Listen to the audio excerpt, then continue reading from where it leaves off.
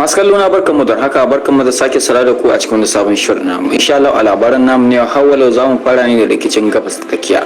Tsawon makonni kenan Isra'ila na shirya mayar da martanin harin da Iran ta kawo musu a ranar 1 ga watan Oktoba. Kuma alamu sun nuna cewa jira ya kare domin gab suke da mai da wannan martani. An iya gane haka ne bayan da asiri ya tulu bayan da wasu bayanan sirri dangane da harin sun fito kan shafukan sada zumunta.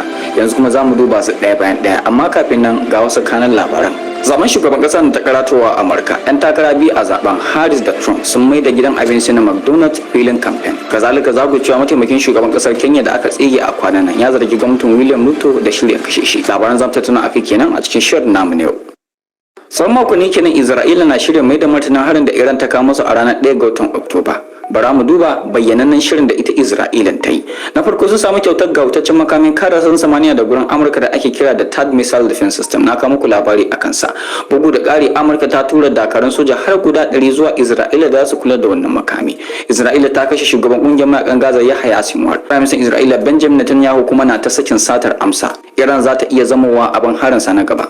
A 'yan kwanakin da suka gabata mun kawar da Yahaya Sinwar, babban ɗan ta'addan da yaransa suka kashe mana mutane, suka yi mu matan mu fyaɗe, suka ƙona jariranmu da ransu. Yanzu mun kashe shi ba shi a doron ƙasa, kuma za mu ci gaba da yaƙar sauran 'yan ta'addan ƙawayen Iran. Za mu yi nasara a wannan yaƙi.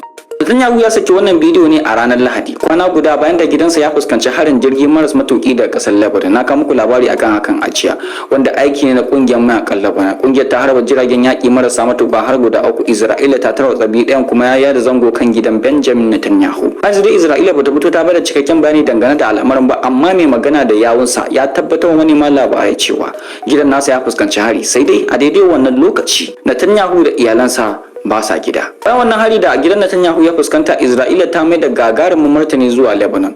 Harin ya kashe mutane da dama tare da jikkata wasu, kuma ba iya Lebanon ba har da Gaza.